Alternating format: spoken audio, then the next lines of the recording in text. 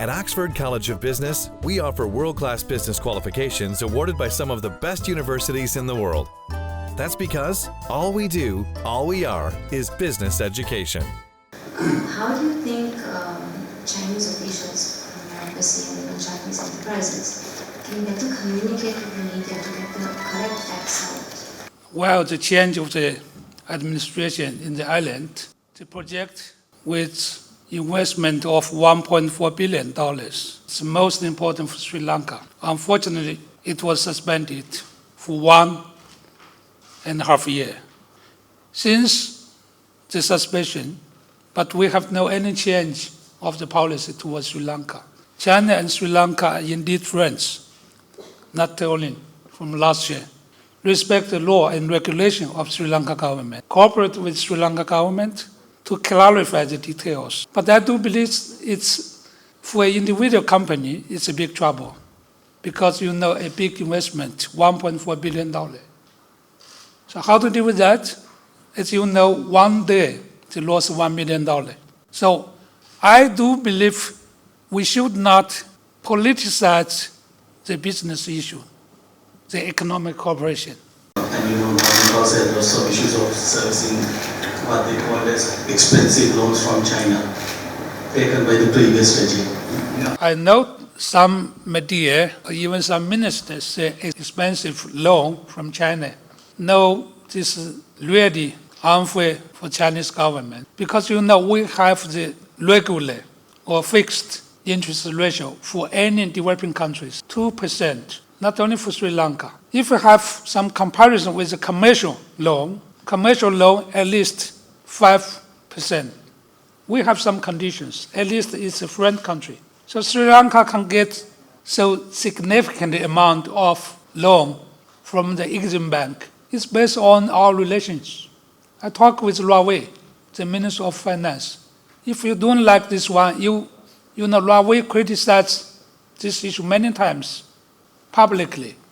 I asked him, if you don't like this one, why you again to talk with me about another one? Plant. Some of these articles have not been wholly factual. They have been misleading.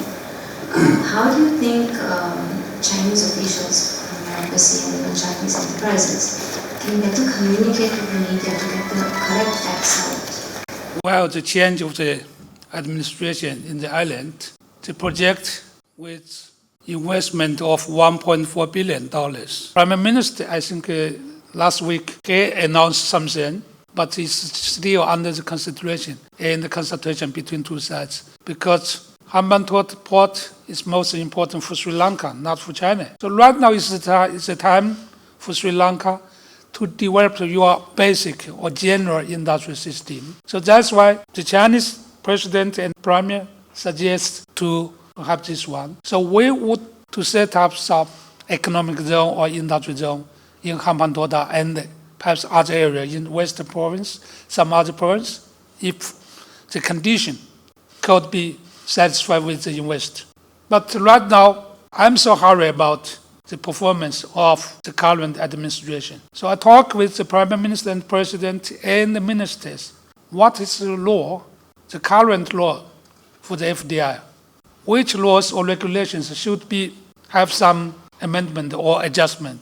But I'm still waiting for the final or at least primary answer from your side. Because we already lost 2 years, almost 2 years for the new administration. And because there were some issues of servicing what they call as expensive loans from China, taken by the previous regime. I know some media, or even some ministers, say expensive loan from China. No, this is really unfair for Chinese government. Because we have the regular or fixed interest ratio for any developing countries, 2%, not only for Sri Lanka. If we have some comparison with the commercial loan at least 5%. We have some conditions, at least it's a friend country. So Sri Lanka can get so significant amount of loan from the Exim Bank. It's based on our relations. I talked with Huawei, the Minister of Finance.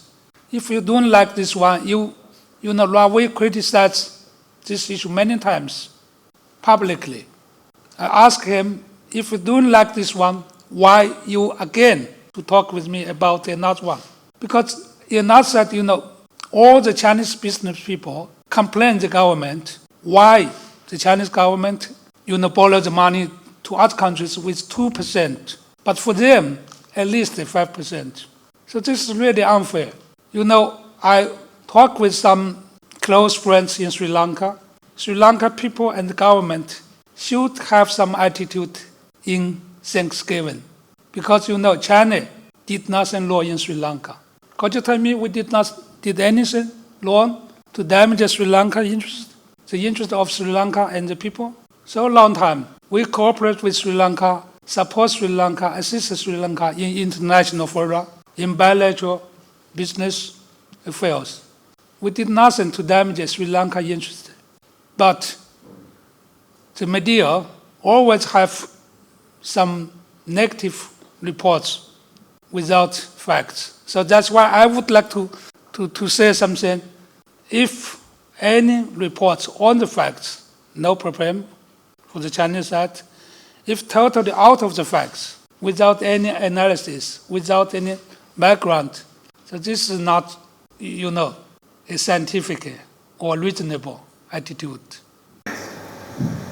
Now, Ambassador, during the previous government, this China-Sri Lanka relationship was elevated to the status of strategic partnership cooperation. How do you proceed with it now under the present government? As what I said at the quite beginning, we developed the relations with Sri Lanka based on the interest of the countries, the two countries, and the two peoples, regardless who is the ruler or which party is the ruling party in the island. And also whatever the change or the development of the international community, or what happened in China, what happened in Sri Lanka, we have no any change of the policy.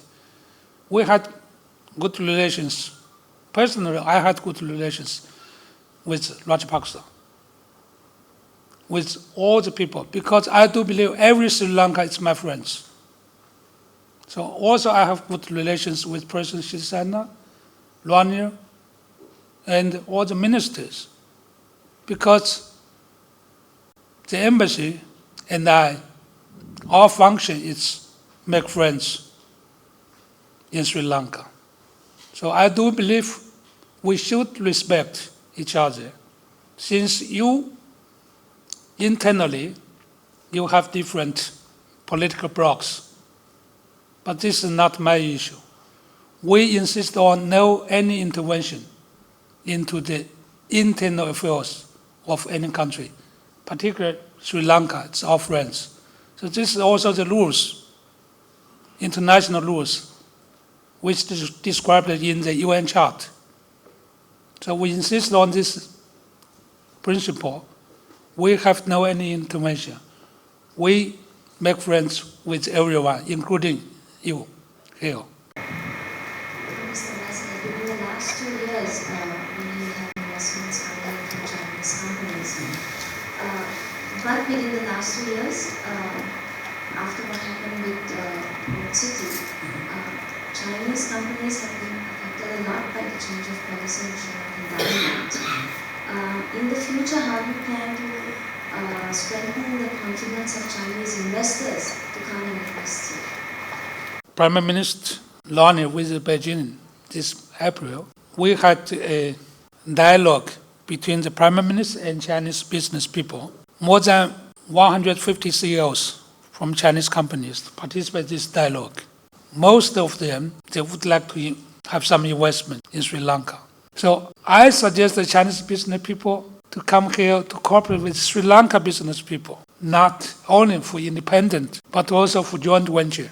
So that's why we can lend each other. A moment ago, I just came from an activity with Fernando, the Minister of Telecommunication. Huawei, as everybody knows, they sent 10 Sri Lanka students to go to China to learn, to have study tour. So they would like to set up some joint venture. But how about your policy in telecommunication and digital infrastructure? So this, if you have no clear policy, if everyone would like to make the decision, but no one makes the decision, So how the investors to come to cooperate with you? So several days ago, I read the newspaper report. I read a story published by Ceylon Today or which one. It talked about a business, a CEO from some other country. He came here for 44 times, did not reach agreement on the projects. So you would like to have the CEO come here for 45th time for one project? So this is the issue. So this is bilateral. Cooperation must be bilateral, not a unilateral one. Of course, no problem from the Chinese side, from the Chinese business people, no problem. But depends on your side, efficiency, consistency, and so on.